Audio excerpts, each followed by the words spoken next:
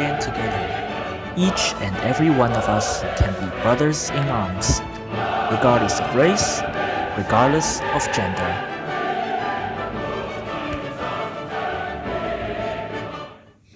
This video will take you through a fantastic musical journey known to us as Beethoven's Symphony No. 9, an ingenious piece of work that has become a national anthem of humanity itself. We will first take a close look at the life of the composer, followed by analysis over the first 9 variations of the 4th movement, and conclude with a thorough discussion about the profound impacts of this famous composition. As the saying goes, behind every great piece of music is a great composer. In this case, that great composer is Ludwig van Beethoven. He was born in December 1770 in the city of Bonn, Germany. At the age of 5, Beethoven had already shown exceptional musical talent. At the age of 8, he already had access to formal musical education from the musician Christian Knife, enabling him to become a professional musician. When he was 16, he already could tour around the country, participating in recitals for the famous celebrities such as Mozart. Although Beethoven had a promising career, life was not easy on him.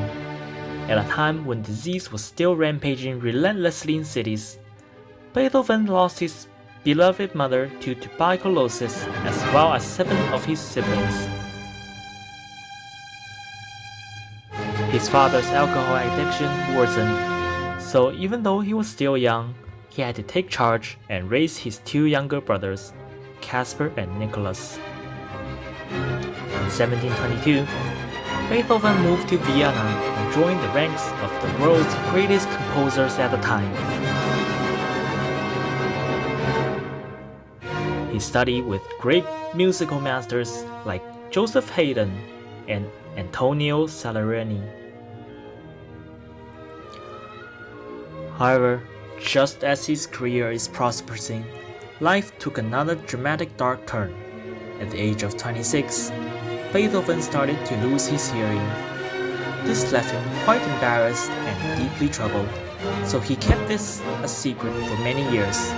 Struggling through a soundless inferno, Beethoven urged on to write music. And 3 years before his death, he composed one of his most famous pieces, his Symphony No. 9. Rumor has it that while he was composing it, he would lie on the piano to be able to feel the notes. Even though Beethoven lived a life of pain, suffering, and deafness, the only thing he left for the world was love. A love for all of humanity, forged into the pages of the 9th Symphony.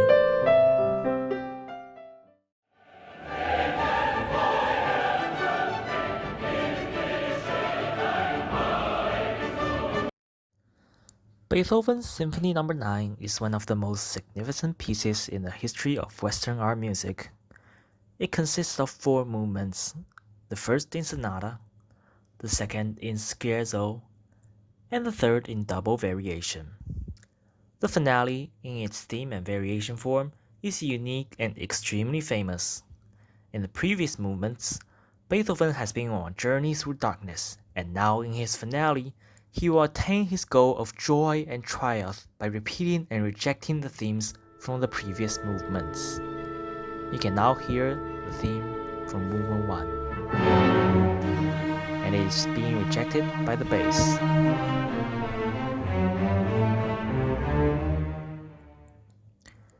And comes the theme from movement 2.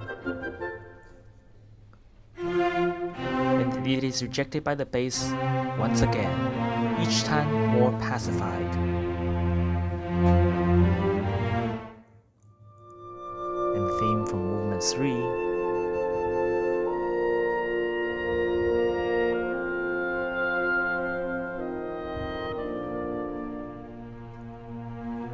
Rejected by the bass. Then we can hear the hints of a new theme, Ode to Joy. theme of the Movement 4, the finale. Then come some variations of the theme, from bass to viola and cello, to folk strings to folk wind band. You may notice that the number of instruments getting bigger, as well as the pitch getting higher. Through each variation,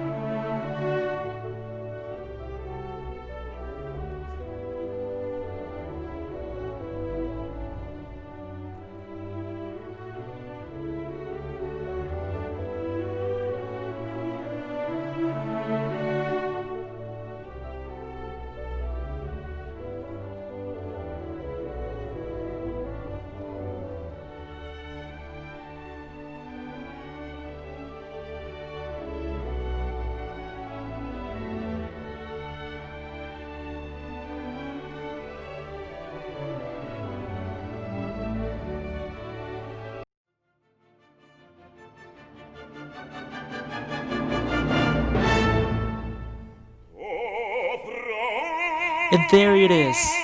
For the first time in forever, a human voice is heard within a symphony, saying, "Oh friends, not these sounds. Let us instead strike up more pleasing and more joyful ones." And so the music turns to another 3 variations of the main theme. For variation 4, the bass solo sings the verse, replied by the altos, tenors, and bass. Then the second verse is sung by a vocal quartet, answered by the full chorus, and the highly ornamented third verse is repeated again by the full chorus with triumph.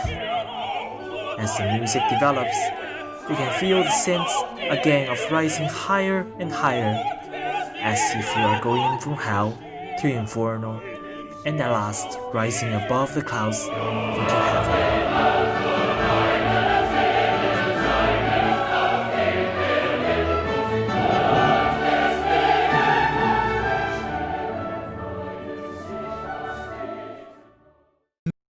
And then we have a military march variation of the main theme.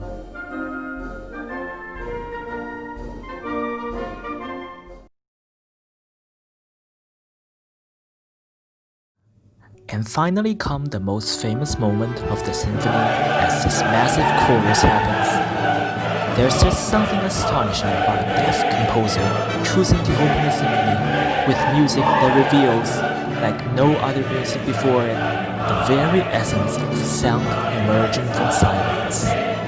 This is indeed the work that Beethoven had written to surpass everything he already had accomplished in the field of the symphony, the work that has moved mankind as never before.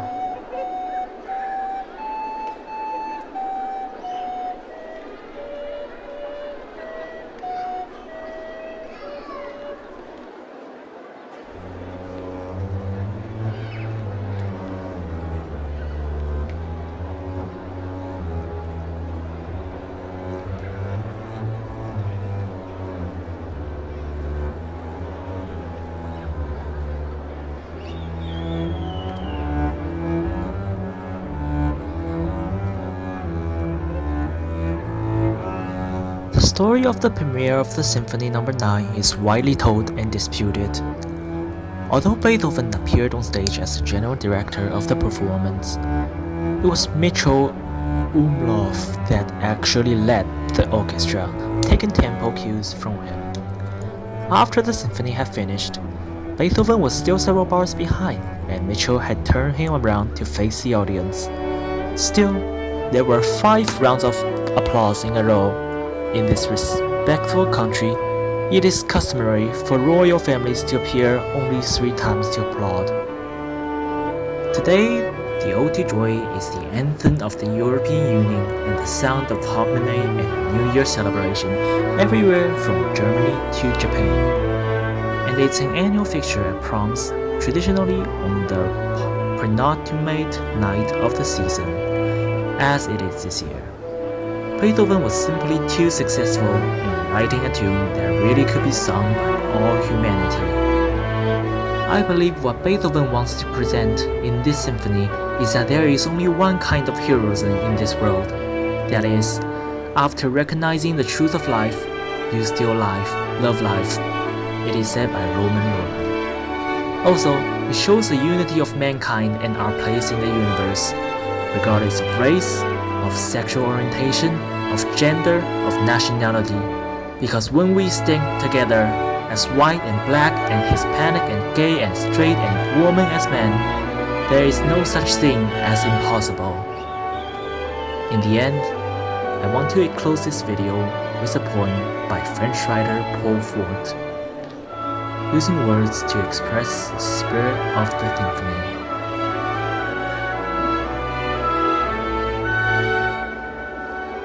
La roue entendue.